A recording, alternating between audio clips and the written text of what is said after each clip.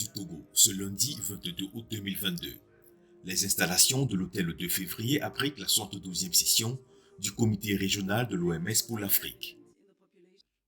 La cérémonie d'ouverture a eu lieu sous la présidence du président de la République togolaise, en présence du directeur général de l'OMS, de la directrice régionale de l'OMS pour l'Afrique, du nouveau directeur général de l'Organisation ouest-africaine de la santé, de l'ensemble des délégations pays et de plusieurs partenaires au développement.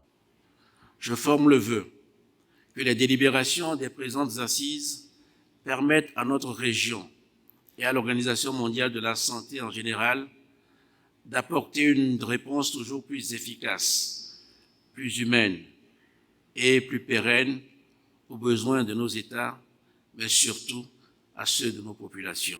Au centre de la rencontre, des débats sur les politiques sanitaires des pays du continent de ces dernières années par les ministres de la Santé de 47 pays d'Afrique et des experts de l'OMS. Nous avons des maladies, nous avons des stratégies. Sur le sida, malheureusement, la pandémie du coronavirus est venue nous faire oublier un peu que nous avons le sida qui continue de tuer. Nous avons le paludisme. On aura l'occasion durant les rencontres de Lomé de parler de la problématique du palu et également la tuberculose. Et sur toutes ces questions, sur toutes ces maladies, nous avons des stratégies et ça sera l'occasion aussi de partager ce que nous avons. Parce qu'après tout, ce sont les États membres qui sont chargés de mettre en œuvre les stratégies de notre Union. Nous avons eu de gros soucis pour obtenir des vaccins. Et donc maintenant, la zone Afrique a pris conscience davantage de ce problème-là, si bien qu'il y a des entités qui sont en train de se mettre à place. Tout à l'heure, dans les différents discours, même le chef de l'État est revenu dessus sur l'Agence africaine des médicaments.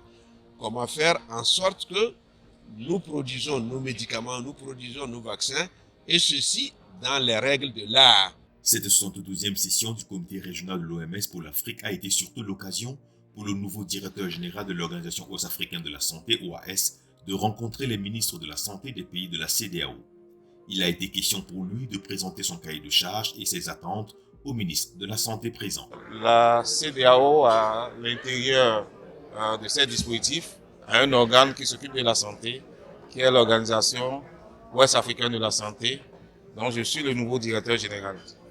Donc, il est important pour moi, à cours de cette 72e Assemblée générale de la santé pour les pays de l'Afrique, de me présenter au ministre de la Santé de ma région et de leur dire quelles sont nos attentes et de pouvoir compter sur eux pour que l'agenda que nous a confié les chefs d'État de la CEDEAO puisse bien se dérouler et que nous vérifions que nous nous retrouvons dans la dynamique de l'agenda pour le continent.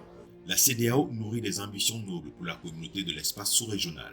Le nouveau directeur général de l'OAS, qui en est l'institution spécialisée, s'est déjà mis au travail pour que d'ici 2030, l'espace sous-régional affiche les meilleurs indices de santé et de bien-être. L'OAS a trois instances de décision. Il y a d'abord le Conseil des ministres des Affaires étrangères, de l'intégration et du plan des finances qui adoptent les propositions et qui sont portées au niveau de la conférence des chefs d'État. Et quand là, ça se transforme en décision.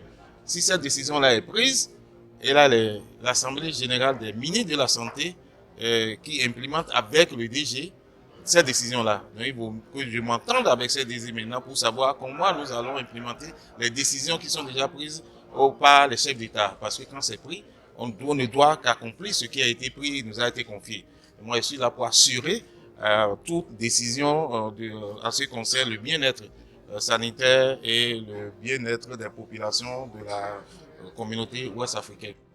C'est un sentiment de satisfaction générale qui a animé l'ensemble des délégations présentes, mais surtout le directeur général de l'OAS, reconnu pour sa rigueur dans le travail et l'esprit d'équipe qui le caractérise.